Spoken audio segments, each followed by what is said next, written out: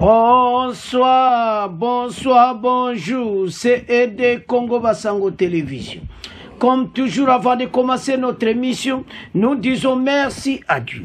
Nous disons merci à nos chers abonnés et téléspectateurs qui nous suivent partout dans le monde et en RDC. Bande Konanga, soyez les bienvenus.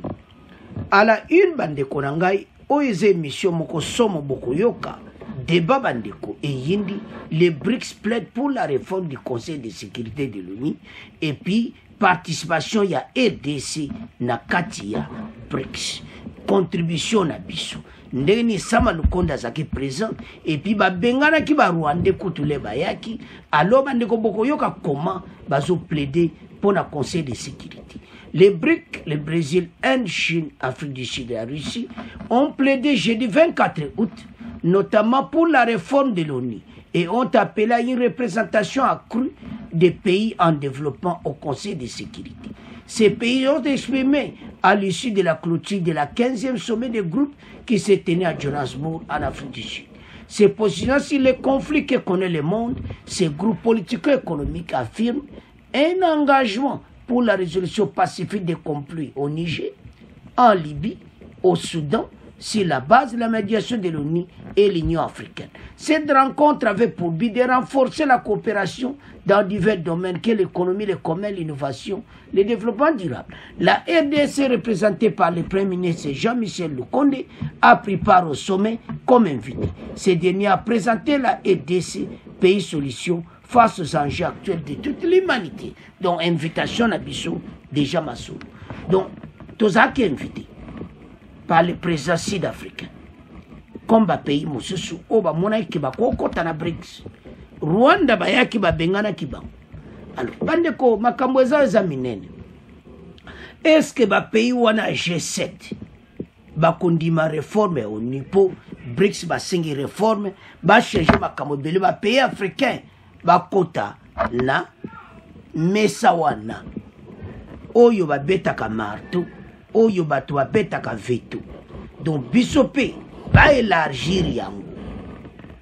Parce que jusqu'à présent biso tozawana te. Tokozala wana na groupe ma G7. Makambo za minene. Donc sozo tala makambo yo eza ya kosakana mote. Alors ezo senga passe ba pays oyo et Pelé, G20, G7, na Conseil de sécurité, on a mis ça dans la Russie, Chine, baza na BRICS. Si ko baza ko senge te ba élargir yango. Au moins place yindi parce que Chine azawana, Russie azawana. Est-ce que Conseil de sécurité ba français ba européen union so Grande-Bretagne, États-Unis, Allemagne, Bakondini. A pays africain, Bazalawana. Yangonde Zamasou. Tolanda Dipa, pour yindi na denga mukete, bon temps avancé. Clôture jeudi 24 août à Johannesburg, en Afrique du Sud, du 15e sommet des BRICS, Brésil, Russie, Inde, Chine, Afrique du Sud. À l'issue des travaux, les BRICS ont plaidé notamment pour la réforme de l'ONU et ont appelé à une représentation accrue des pays en développement au Conseil de sécurité de l'ONU. Se positionnant sur les conflits que connaît le monde, ce groupe politico-économique affirme son engagement pour la résolution pacifique des conflits au Niger, en Libye et au Soudan sur la base de la médiation de l'ONU et de l'Union africaine. Cette rencontre avait pour objectif de renforcer la coopération dans divers domaines tels que l'économie, le commerce, l'innovation et le développement durable. La RDC, représentée par le Premier ministre Michel Sama Lukonde, a pris part à ce sommet. Comme invité, ce dernier a présenté la RDC comme pays solution face aux enjeux actuels de toute l'humanité. Quelle lecture faites-vous de ce 15e sommet des BRICS? Nous en parlons ce soir avec le professeur Moïla Chiembe, directeur de l'Institut panafricain des géopolitiques de Nancy en France. Professeur Moïla Chiembe, bonsoir. Bonsoir Madame Kelly. Professeur Pierre Virgence, politologue et professeur dans les universités de Liège en Belgique et de Butembo en RDC. Professeur Pierre Virgence, bonsoir. Bonsoir. Et avec moi dans ce studio, Jean-Louis Miaswekama. Voilà, j'ai bien prononcé. Les journalistes et spécialistes des questions économiques et des développements, Jean-Louis Miaswekama. Bonsoir. Bonsoir. Les BRICS, composés du Brésil, de la Russie, de l'Inde, de la Chine et de l'Afrique du Sud, renforceront la coopération en matière de sécurité alimentaire entre les pays BRICS et au-delà. Ils ont également affirmé leur soutien indirect à la Russie en condamnant les sanctions internationales contre ce pays. Ces résolutions ont été adoptées jeudi 24 août à la clôture du 15e sommet des BRICS à Johannesburg en Afrique du Sud. Le groupe note avec appréciation l'initiative africaine visant à résoudre les conflits ukrainiens. Et pour son extension, le groupe a accepté 6 nouveaux membres. Il s'agit de l'Argentine, l'Égypte, l'Iran, les Émirats arabes unis, l'Arabie saoudite et l'Éthiopie. Pour sa part, la RDC, représentée par le Premier ministre Jean-Michel Sama Lukonde, a pris part à ce sommet comme invité. Plus de détails avec vous, Alain Hong. Les BRICS ont plaidé pour la réforme de l'ONU et ont appelé à une représentation accrue des pays en développement au Conseil de sécurité de l'ONU. Se positionnant sur les conflits que connaît le monde, le groupe politico-économique affirme son engagement pour la résolution pacifique des conflits au Niger, en Libye et au Soudan sur la base de la médiation de l'ONU et de l'Union africaine. Ils soutiennent également les aspirations du Brésil, de l'Inde et de l'Afrique du Sud à jouer un rôle plus important au Conseil de sécurité de l'ONU et s'opposent aux barrières commerciales y compris celles imposées par les pays développés sous prétexte de lutter contre le changement climatique. Et enfin, les dirigeants des BRICS soutiennent l'utilisation des monnaies nationales dans le commerce international et les transactions financières entre les pays des BRICS. Il faut dire que lors de ce sommet, les pays des BRICS n'ont pas pris la décision de créer une monnaie unique, une décision attendue pour faire barrage à l'hégémonie du dollar américain. Merci Alain Hong pour tous ces détails. Professeur Moïla Chiembe, je rappelle que vous êtes directeur de l'Institut panafricain des géopolitiques de Nancy en France. Le BRICS a clôturé son 15e sommet jeudi 24 août à Johannesburg en Afrique du Sud. BRICS, c'est l'acronyme des 5 pays, le Brésil, la Russie, la Chine, l'Inde et l'Afrique du Sud. Comment vous analysez d'abord cette initiative de ce groupe des pays? Disons que toute initiative qui permet à un certain nombre de pays de se réunir, de dire ce qu'ils pensent, ça peut toujours être une bonne chose. Mais mon point de vue est que, contrairement au discours ambiant sur la naissance du nouveau multilatéralisme qui serait mené au meilleur des intérêts du monde, je pense qu'il y a là un discours ambigu. Parce qu'en fait, ce qui se joue en ce moment, c'est une dynamique de bloc. Pourquoi? Parce que la Chine et la Russie qui ont pris en main l'initiative de mener la barque ont pour objectif essentiellement énoncé, mais souvent dissimulé, le postulat selon lequel l'Occident est en déclin. Le déclin de l'Amérique qui entraîne le déclin de l'Europe laisse la place à l'avènement d'un monde nouveau. Et ce monde nouveau serait piloté par la Russie et la Chine au meilleur des intérêts de ce qu'on appelait jadis le tiers-monde, et que l'élargissement en cours témoigne probablement de cette volonté de bloc. Or, si demain l'élargissement du BRICS aboutissait à un certain nombre de pays africains ou non africains qui viendraient en danse dans ce nouveau bloc, l'objectif est de lutter contre l'Occident, parce que c'est ça le discours de fond. On pense que l'Occident a fait son temps et qu'il fallait remplacer l'Occident par un monde nouveau. Alors, en ce moment-là, contrairement à ce multilatéralisme qui est prôné, on va véritablement vers une sorte de, comment dirais-je, après la disparition de l'affrontement Est-Ouest, on est en train probablement d'aller vers un nouveau schisme entre les anti-occidentaux c'est-à-dire l'ensemble des pays que vous venez de citer et qui, probablement dans la mobilisation en cours, pourront dans les années qui viennent annoncer clairement que tel était l'objectif. Alors, en ce moment-là, quel est le nouveau monde qu'on nous promet? L'affrontement entre l'Occident et les anti-occidentaux, c'est ça le monde nouveau que nous promet l'élargissement de BRICS. Il y a de quoi s'en douter. Je pense que si telle est l'option, on ne serait pas dans un monde nouveau. On va se trouver entre deux blocs.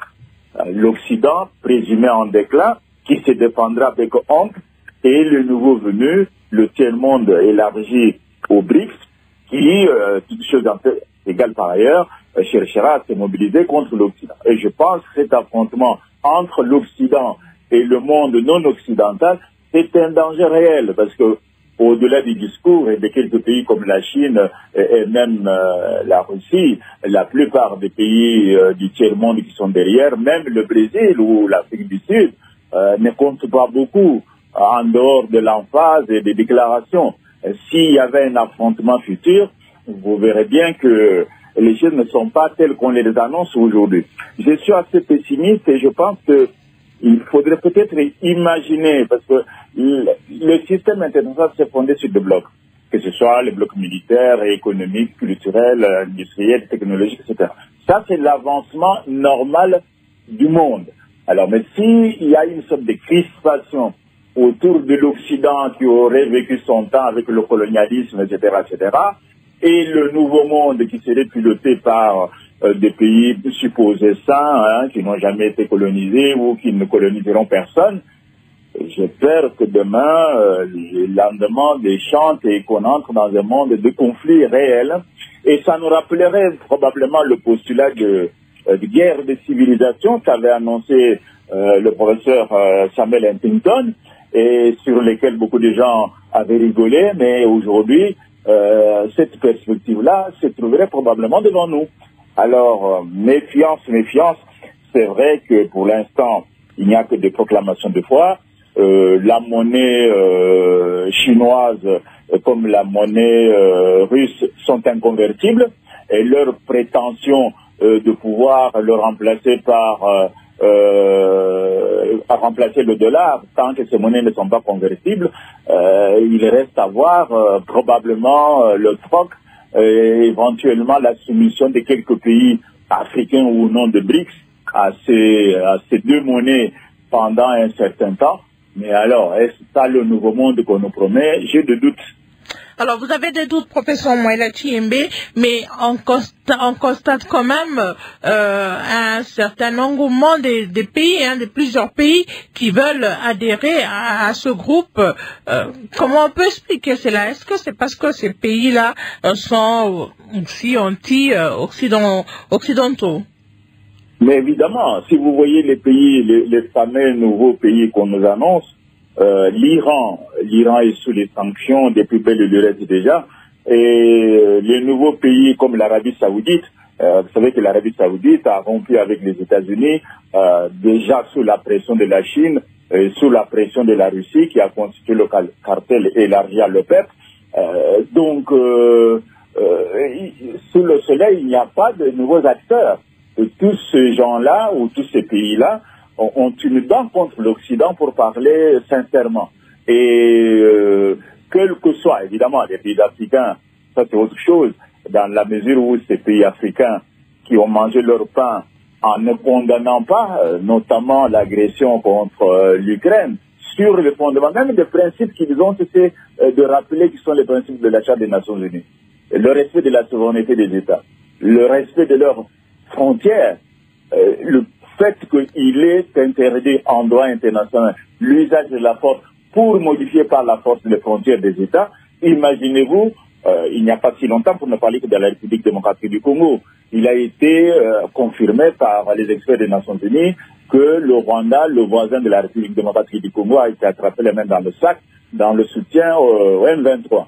Imaginez-vous si demain le Rwanda accélérait la cadence militairement parlant, en affrontant la République démocratique du Congo. On verra encore des États nous expliquer, oui, mais vous comprenez, c'est parce que le Rwanda est soutenu par, je ne sais pas quel pays occidental, ou bien par Israël, et que sais-je encore, c'est un pays des Juifs, etc. Vous voyez de telles élucubrations auxquelles on assisterait, alors que la question du droit, que tout le monde doit défendre, quelle que soit la réalité.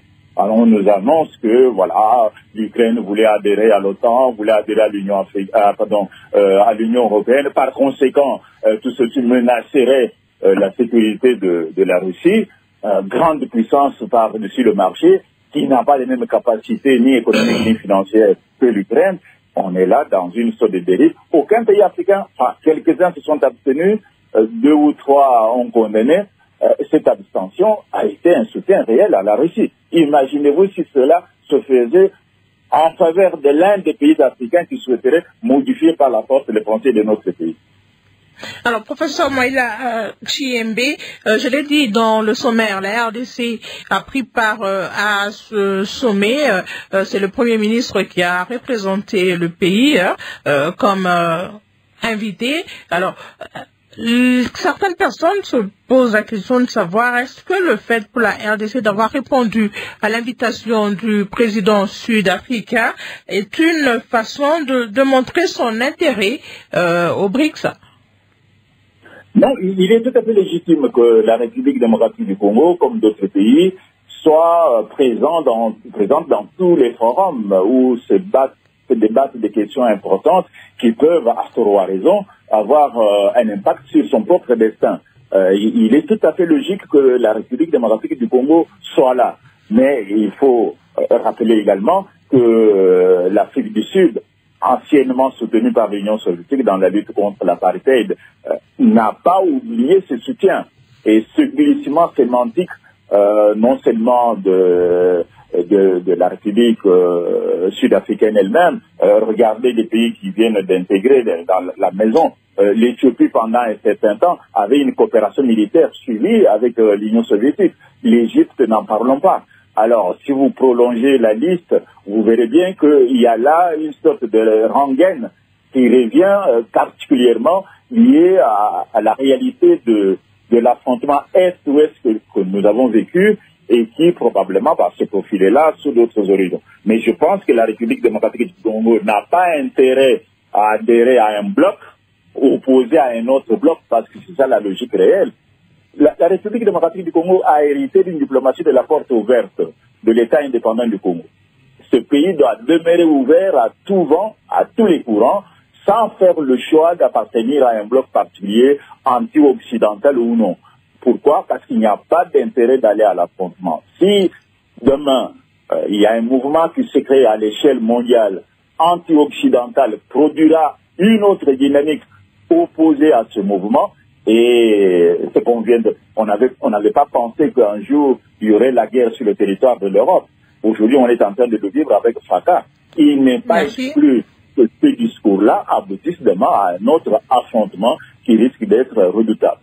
Merci, professeur Moïla Tchiembe. Jean-Louis Miaswe Kema, journaliste et spécialiste des questions économiques et des développements. Ces questions ont été évoquées lors de ce sommet à Johannesburg, en Afrique du Sud. Qu'est-ce que vous pensez d'abord de l'organisation de ce 15e sommet? Bon, d'abord qui s'organise en Afrique, et surtout en Afrique du Sud, qui est en fait le dernier... avant les 6 qui vont voir leur adhésion effective à partir du 1er janvier 2024, les 6 nouveaux pays, c'est le dernier adhérent. C'est d'abord les BRIC, et puis c'est devenu les BRICS. C'est en 2011 qu'elle a adhéré. Le professeur a relaté aussi l'historique, le soutien à l'ANC contre la lutte anti-apartheid, et aussi le besoin de l'Afrique du Sud, devenue fin post-apartheid, de ouvrir son éventail. Donc cela et aussi c'est une dynamique parce que les cartes sont en train de se rabattre d'une certaine manière. Tout le monde, le BRICS veut se faire le chantre de la multipolarisation, mais en réalité quand on voit cette conférence avec l'admission des pays, surtout sous la pression de la Chine et de la Russie, la Chine et la Russie savent que, d'un côté, la Chine, qu'il faut élargir le nombre pour peser, et la Russie, il faut nécessairement faire mentir son isolement. Et donc, il y a un véritable jeu politique. Et en Afrique, parce que c'est le continent de demain. Donc ça, c'est électuable, c'est le continent de demain.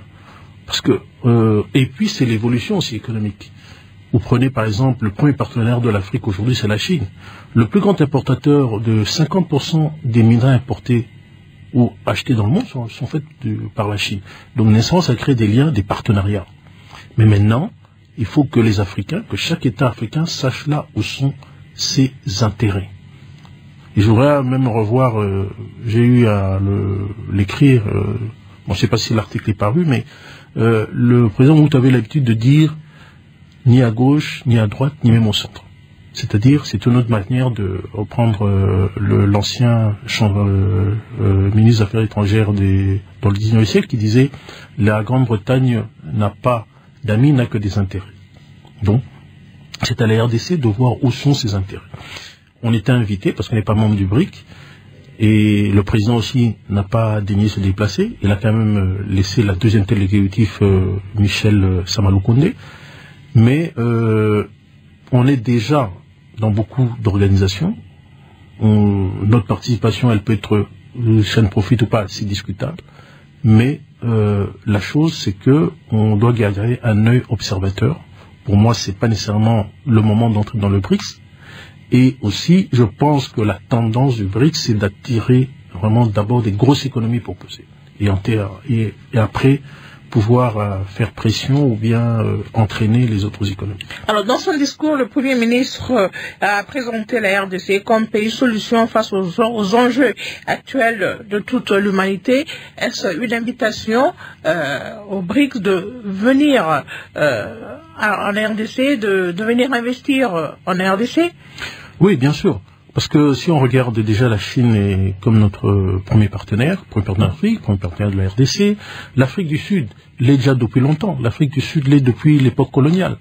L'Afrique, on sait, les gens se rendent pas compte que même pendant l'apartheid, les relations, parce que 40 nations coopéraient avec l'Afrique du Sud en plein régime d'apartheid, la coopération, les échanges existaient déjà, notamment après la zéronisation avec tout l'échec économique, la pénurie. On a été supplié en produits alimentaires par l'Afrique du Sud. Et après, même à la fin de l'apartheid, n'a fait que relancer d'ailleurs la coopération. Vous prenez l'Inde. L'Inde aussi, c'est aujourd'hui le pays le plus peuplé au monde. Il a dépassé la Chine. Hein. L'Inde est en train de petit à petit faire ses marques en Afrique et en RDC. Il y a une commission, il y a eu des travaux préparatoires pour élargir la coopération de l'Inde. La Russie, avec le Brésil, avec la Russie, la RDC constitue les pays qui sont considérés comme les 3 greniers minéraux en matière de minerais, parce qu'elles en ont beaucoup, parce qu'elles ont une diversification, elles remplissent presque le tableau de Mendeleïev. Et donc, et aussi avec la Russie, c'est aussi pour contrebalancer certaines choses. La coopération militaire, par exemple. La Russie vend plus facilement des armes, qui sont des fois moins chères, comme la Chine aussi, pour les pays africains. Le Brésil, n'en parlons pas, vous parlez de pays solutions. Le président, c'est peut-être la donne qui a changé avec l'avènement du président Tshisekedi, c'est de reprendre ce leadership dans les questions climatiques à base de ce que le destin ou Dieu nous a doté de nos forêts. Et c'est pour ça qu'il fait cet axe Brésil, RDC, Indonésie, sur les forêts équatoriales et tropicales. Donc, déjà, sans voir que le BRICS comme tel, nous sommes pratiquement en coopération, en échange, en discussion avec tous ces leaders du BRICS. Mais après, maintenant, c'est la structure même du BRICS.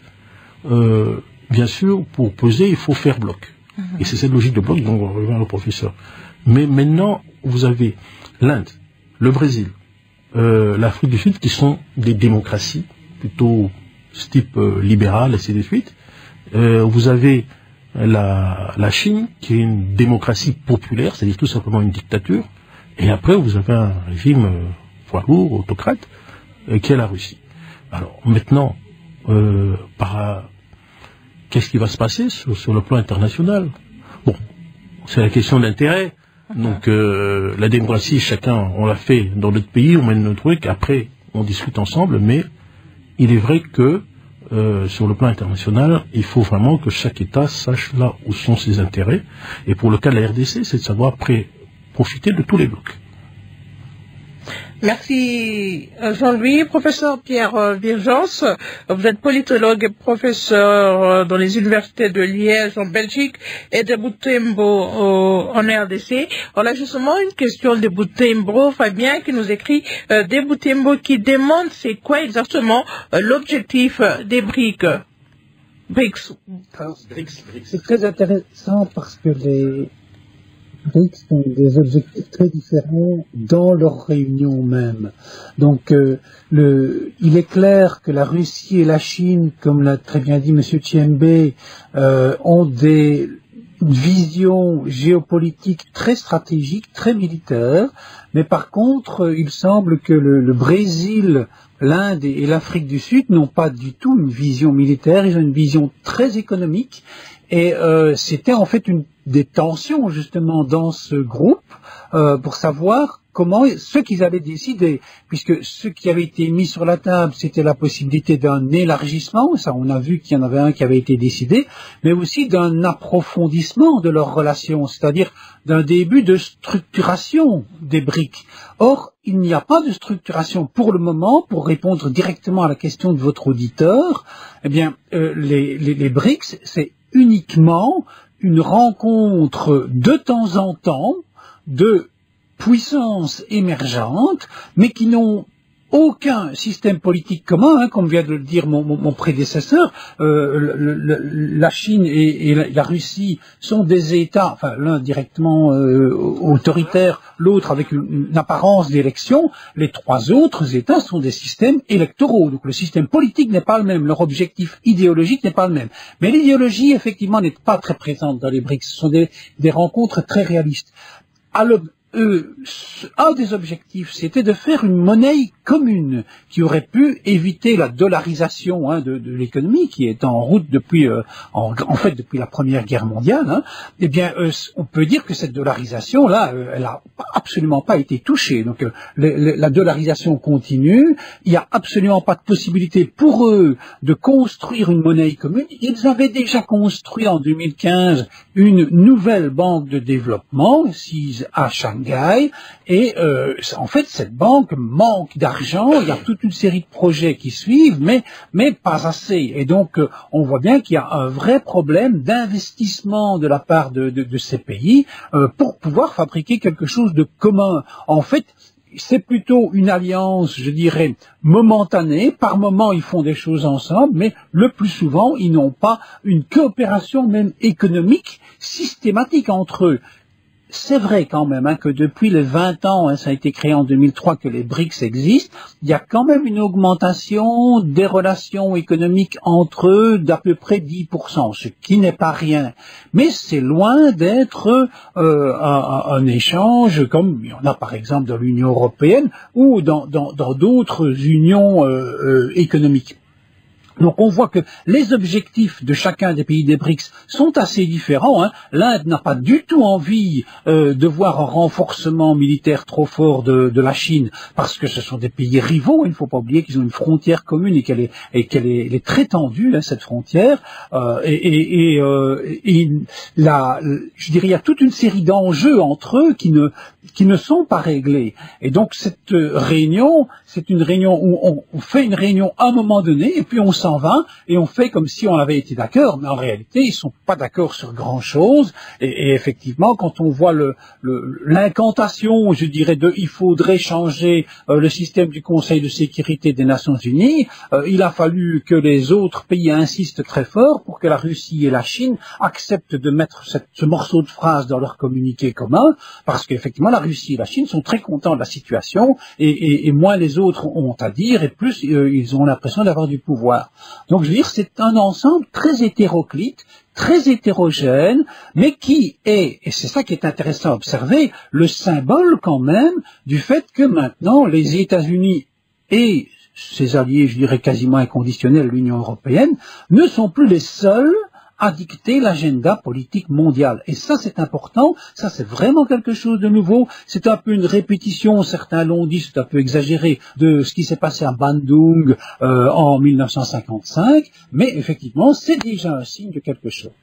Alors, professeur, vous pensez que, vous venez de dire que les États-Unis et l'Europe ne sont plus les seuls à dicter l'agenda mondial. Vous pensez que le BRICS est en train de le faire? Non, il n'est pas en train de le faire réellement, mais il est en train de faire entendre une voix.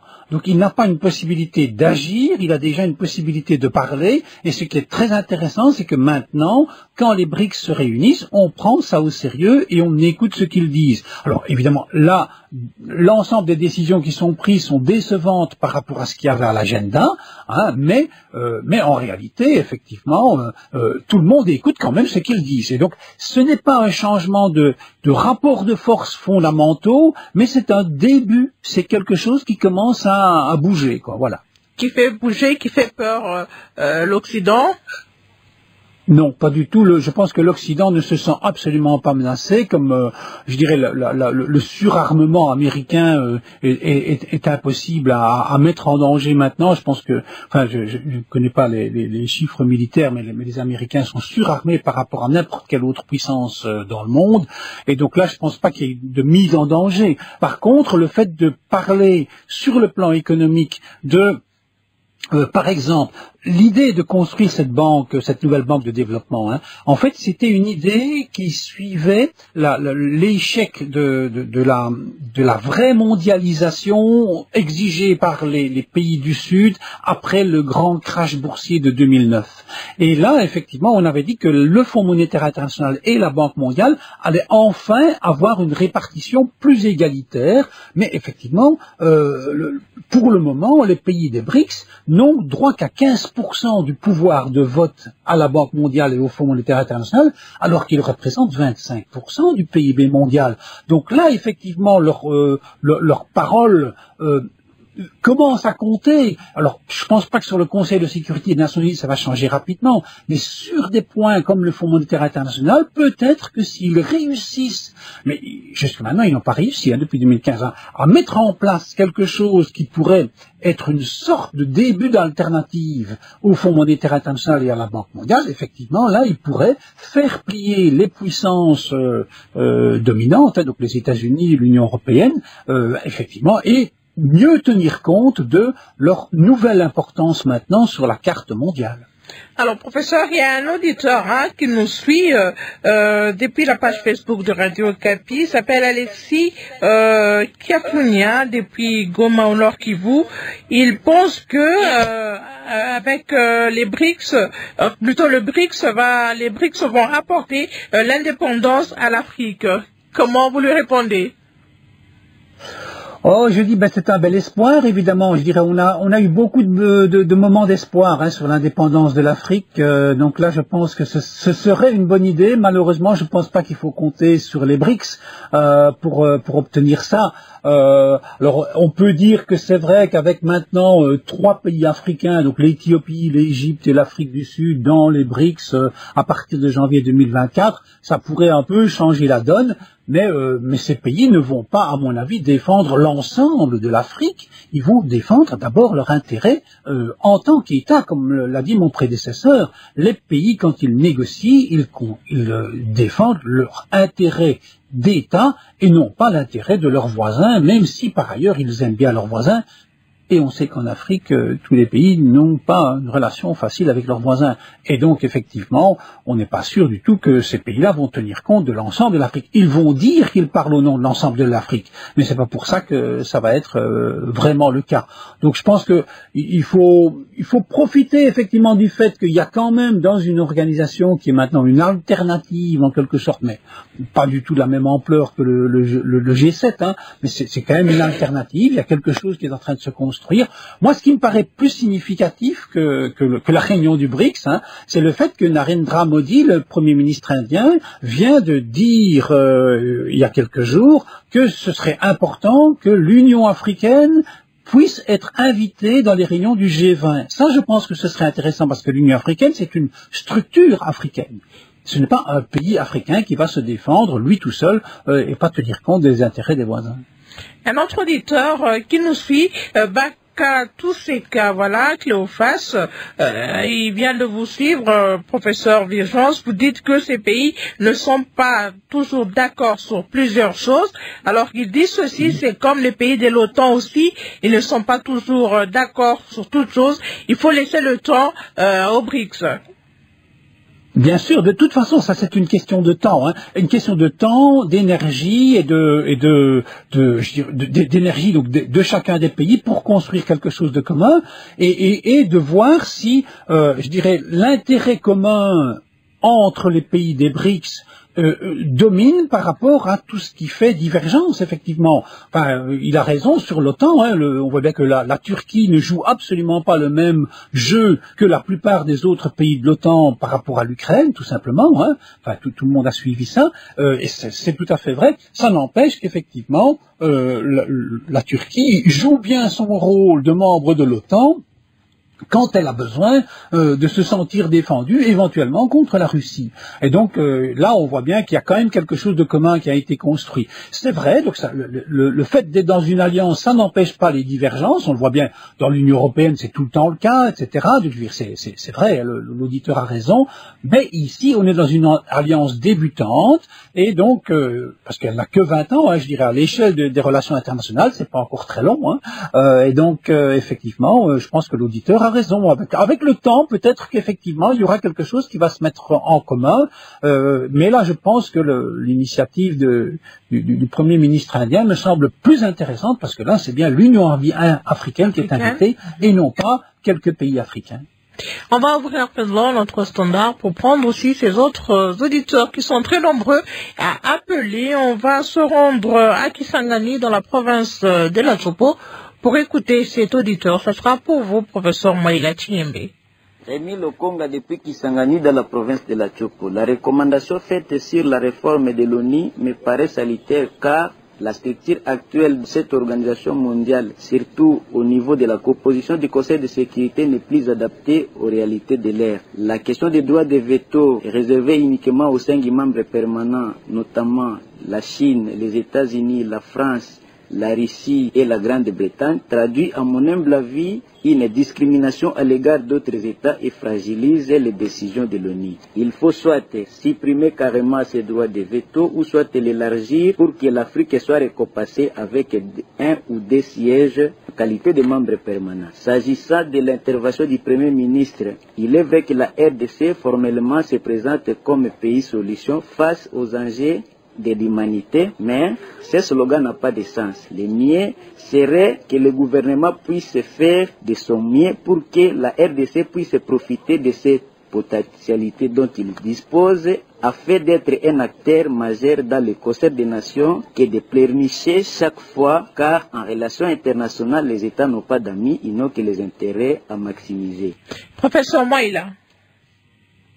Oui, je pense que sur la question de pays solution, la République démocratique du Congo, en matière d'environnement, avait déjà suggéré les possibilités qui s'offrent et au pays lui-même et à l'humanité par ses forêts, par la diversité de tout ce qui est toutes les composantes de son environnement écologique.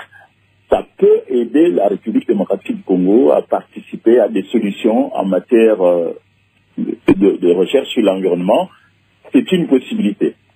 Et cette possibilité reste ouverte naturellement à condition que la République démocratique du Congo elle-même se dote d'une politique environnementale assez claire et précise, ambitieuse, non seulement ambitieuse, mais qui a des moyens. Parce que lorsqu'on a des déclarations, somme toute, respectables, encore faut-il les mettre dans une problématique de stratégie, fixer les fins et se donner les moyens.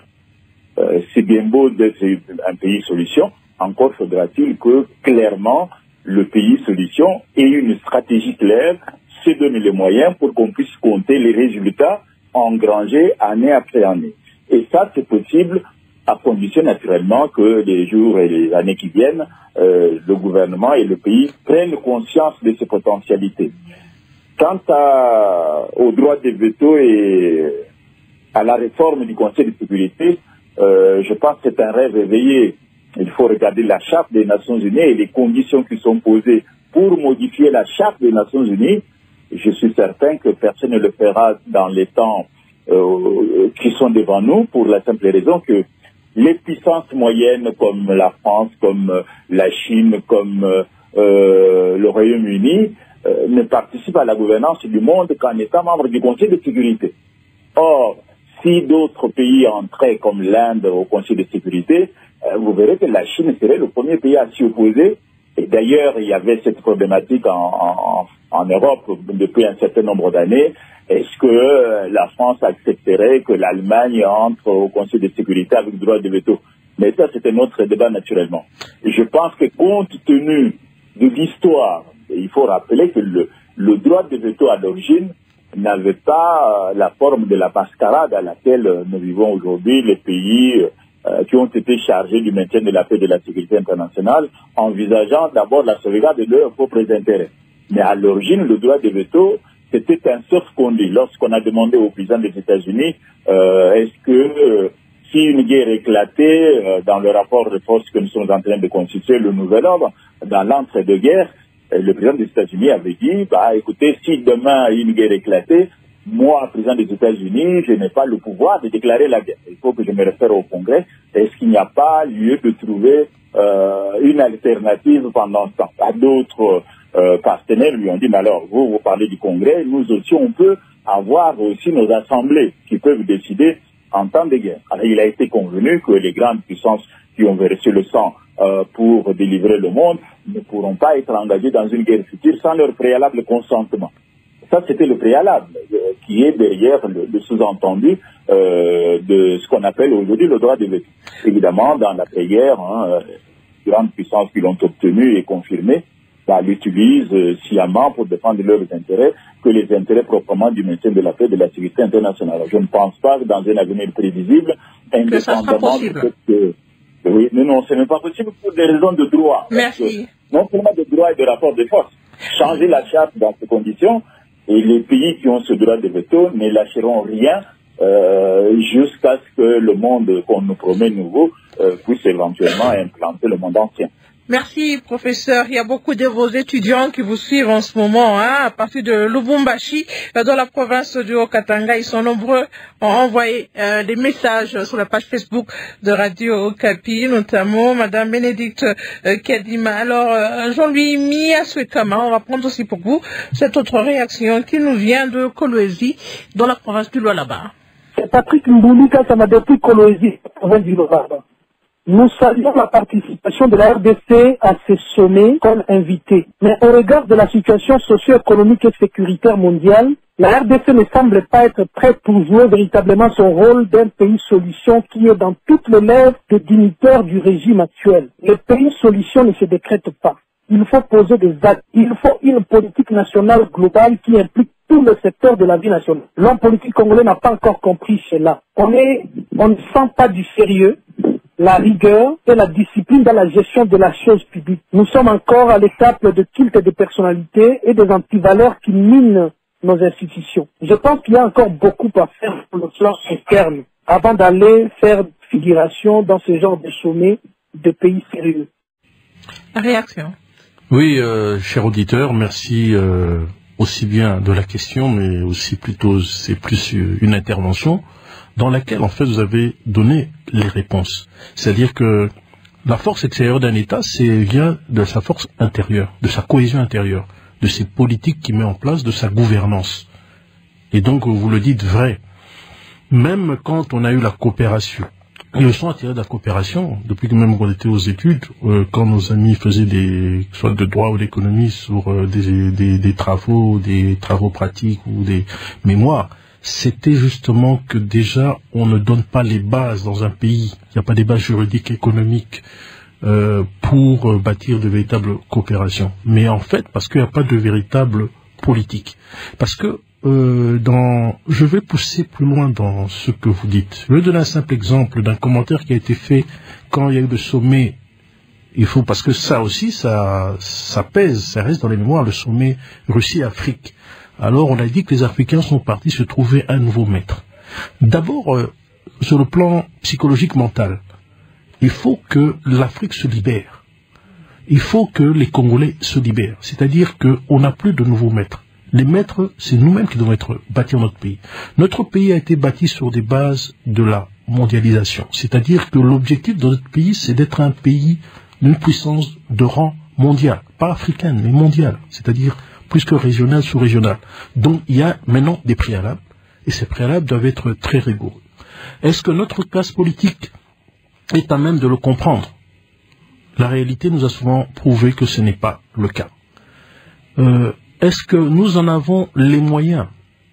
D'abord, il faut avoir les moyens psychologiques, mentaux, savoir ce que nous voulons. C'est-à-dire qu'aujourd'hui, c'est pas qu'on va chercher, peut-être je vais titiller un peu cette classe politique, à être le Brésil de l'Afrique, l'Allemagne de l'Afrique, c'est très bien. On doit être plus que ça. On doit être un État où on lutte contre les inégalités, où chaque enfant puisse accéder à un enseignement de qualité, parce que ça va jouer. Hein. Nous ne sommes pas le pays le plus peuplé d'Afrique, c'est le Nigeria. Mais si nous voulons peser, nous devons avoir une éducation de qualité pour chacun de nos enfants. Cela veut dire que ça va de l'enfant qui veut être menuisier charpentier, c'est un métier très noble, ou technicien de surface, à celui qui veut être cuisinier, jusqu'à celui qui veut être professeur, ou ainsi de suite. Et cela dans une véritable cohésion nationale, parce qu'il faut développer des capitaux humains individuels de chacun, mais aussi faire travailler tout le monde, capital humain collectif. Alors, maintenant, effectivement, si on a une classe politique qui passe son temps à se disputer, à nourrir ses convoitises de postes et servir des élections que comme un mode de production ou de reproduction économique et sociale, on ne va pas y arriver parce que ce chemin demande de sacrifice, demande une vision, demande une ouverture, parce que ça aussi c'est autre chose. On doit être ouvert au monde pour profiter du dernier, de l'avantage du dernier venu. On veut entrer dans un secteur, on va faire mieux que les autres pour se maintenir. Nous parler par exemple de la politique environnementale. Mais si on ne donne rien à la politique environnementale nous-mêmes, si on ne fait pas des politiques rationnelles pour savoir comment gérer nos forêts, d'un moment exporter du bois en le transformant aussi plutôt que des grumes, mais en replantant aussi. Parce que quand on lit la lutte contre le changement climatique nous affecte, c'est-à-dire que nos enfants aussi ont droit à avoir un bouclier climatique pour leur avenir, pour notre agriculture, qui peut nourrir plus de 2 milliards, ou le tiers, ou la moitié de la planète. Donc, c'est en ayant cette prise de conscience qui fait passer avant les vrais objectifs, le vrai idéal, et surtout cette éthique ou cette mentalité de développement. Parce que ce qui manque, les gens, quand ils posent des choses, c'est pas, le développement ne se résume pas à bien manger, à bien ceci, bien cela. Le développement, c'est tout un concept qui irradie toutes nos manières de faire, où Merci. La culture a de la place, où le social a de la place, ainsi de suite. Alors, très rapidement, vous répondez à Sami Ewania, qui pense que aujourd'hui, il n'est pas question de voir les intérêts, mais il est question de se positionner du bon côté. Et pour moi, présentement, le bon côté n'est pas l'Occident. Réaction. On reviendra encore, ni à gauche, ni à droite, ni même au centre. Les États n'ont pas d'amis, ils n'ont que des intérêts. Donc, développer notre pays. Si l'Occident peut apporter quelque chose, on le prend. Si la Chine peut apporter, on le prend. Si on prend. Mais c'est à nous de nous organiser pour faire un foyer de développement, de lumière, de poules technologiques, ainsi de suite, tout ce que vous voulez, c'est nous-mêmes. Le vrai problème, c'est nous-mêmes d'abord, les Congolais. Merci Jean-Louis. Professeur Pierre Vigence, on va prendre aussi pour vous cette dernière réaction qui nous vient de Bukavu, dans la province du Sud-Kivu. Robert Dahomey, j'appelle à partir de la province du Sud-Kivu, plus précisément dans la ville de Bukavu. Le 15e sommet des BRICS mérite bien une attention toute particulière. Bien organisé, les BRICS peuvent constituer la future puissance mondiale qui remplacerait les États-Unis d'Amérique et l'Occident en général cela sur le plan politique, économique, militaire et autres. Je pense que la RDC, en tant qu'un pays qui puisse s'imposer par les potentialités dont elle regorge, peut aussi rejoindre les BRICS et en devenir membre pour les renforcer afin de contribuer aux solutions des différents problèmes de l'humanité. Il est plus qu'opportun et nécessaire que les BRICS soient soutenus. En tout cas, ça vaut la peine. Professeur Pierre Virgence. Oui, mais ça me paraît évident que ça vaut la peine, effectivement, pour l'équilibre, je dirais, du dialogue mondial, qu'il y ait des organisations puissantes qui parlent à partir de, je dirais, de centres géopolitiques différents et qui se mettent en dialogue. Ce qui est intéressant ici, c'est de voir que le G7 ou dans ce cas-ci les BRICS peuvent effectivement défendre un regard sur le monde. On sait que le G7 défend à la fois une idéologie et une façon de s'enrichir. Les BRICS défendent non pas une idéologie, mais quelque chose comme une autre image, mais en réalité, cette image est très floue et comme le disait le professeur qui est dans votre studio, moi je dirais, soyons très prudents.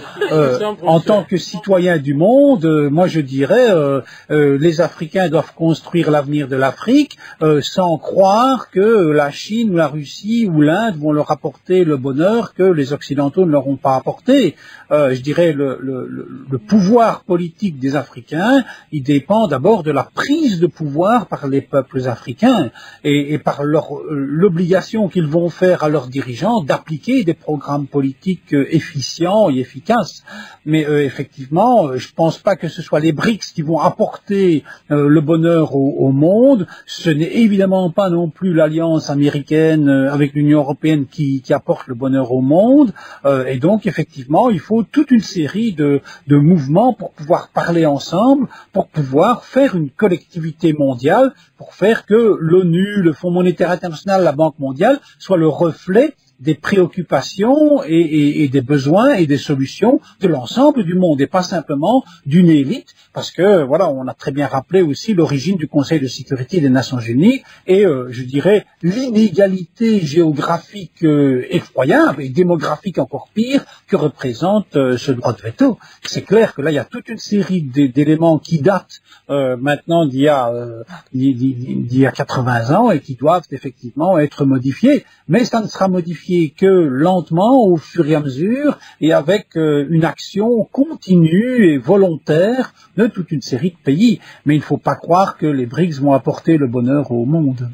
Merci, professeur Pierre Virgence. On va considérer cela comme votre conclusion parce que nous sommes à la fin de notre émission. Professeur Moïla Tchiembe, en 30 secondes, quel est l'avenir pour l'Afrique au sein des BRICS? Bien, personnellement, je pense que la place de l'Afrique n'est pas dans les BRICS. La place de l'Afrique dans le monde est dans l'Afrique elle-même. Si l'Afrique ne s'interroge pas, si l'Afrique ne prend pas ses responsabilités, il n'y a pas de bonheur qui viendrait ni de la Chine, ni de la Russie, ni de l'Inde ou de notre pays quelconque. Merci, professeur. Jean-Louis, la place de l'Afrique n'est pas dans les BRICS? Bon, le développement de l'Afrique comme de la RDC ne viendra ni de l'Orient ni de l'Occident. C'est si elle se donne une dynamique à elle, se basant sur son passé ancestral, comme avec toute l'expérience qu'il y a dans le monde, et en sachant se réunir autour de ceux qui les réunissent, mais sincèrement, c'est en cherchant se donner des bases d'un développement endogène avec des éléments exogènes. Merci Jean-Louis Miaswekama. Voilà, votre nom il n'est pas facile à prononcer. C'est juste 10 lettres, Miaswekama. Et j'aimerais saluer les professeurs qui sont intervenus. Merci pour leur brillante intervention. Je ne suis pas professeur, mon père était professeur. Voilà, merci Jean-Louis. Alors, bande kotolandi biso nyonso débat. Toyoki bande komusu batuni ba question ndenge na ndenge. En tout cas, bino mo pesa ba commentaire na marque parce que ça sont. Mais d'abord, parlons na pays na biso. Ndeko moko wana yeba ateto misong sakasi. Et c'est biso za pays solution te. Biso to a pays solution de saba lokonda lobaki na BRICS. To a parmi ba pays il faut to zala place makamine ne zolo baba. Tala. Bozo mona mboka na biso ka pamba mais kalate mboko bangana ko compter yango RDC. Mais bolandi ba réaction bande ke belelere moko toza un peu naïf biso moko. Mais ba professeur bazaki clair. En tout cas, ba expliquer pena masolo yango très propre. Tozo féliciter vraiment professeur Moïla Chiembe, professeur Pierre Verjan, pétologue professeur université à Liège, na Oazan université à Nancy, Chiembe, et puis professeur Jean-Louis Monsieur Kama, journaliste spécialiste en matière économique. Baba mekira kata débat ko expliquer. Bande ko pays na biso photo bana ko dépendre na biso moko makambo ebeli. Mais toyebeke na ndenge pays ezokende pour le moment. Soki guerre laisse ici. Mboko kotele. Mais mawana biso ezaka. Tozana ba tirer des ficelles bazaka kebeli. Bateau balingi mboko avancé te bazo benda donc kaka de tirer des ficelles mboka yo moko ozoza un espoir nangote. Alors bande ko sozo tala dossier na biso photo zala na kati ya BRICS wana masolo pena kitoko vandi et puis to bale ko kota na banini wande bande ko sikoyo na kati ya masolo ande bolandi et de sa pays solution. Est-ce que on y a condima recommandation wana oyo ba élargir yango parce que bazo jo makamba on dit business abango biso ba pays musudo za libanda ba wazo ka ba décision tande ba nyokoli biso na makambo ya embargo non BRICS to kota ba congolais to zala vraiment na position mo positive pandiko pays ko avancer botika ozong sa pays sima ba question musubo tunale mo sala ngana passe na mais toza na démocratie. Alors ndeko tolandi biso ce débat yo petit contribution na yo pesa commentaire mboko tabe mission to yakana ngwawa bosa bandeko ba s'abonner awa makambo mo eto tchango na émission to sala ka mulaiti o to sala kawana awa makambo tellement zebele il fallait kaka tout tchangunde bozo monana pour ba congolais ba comprendre que RDC c'est important même na BRICS one.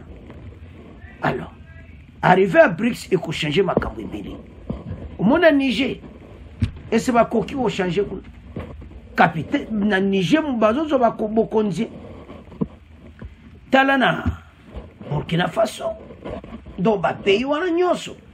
Alors Occident yebela France andimi moi bongo kozonga ti akaba Gabon esili wana etikele ba président musuba ko longwa mais biso na kati ya BRICS masolo kitoko toko changer monde. Alors bande konanga c'est à ce point bon continuer ko s'abonner massivement bon partager to clôturer mission na biso. Au revoir, à la prochaine.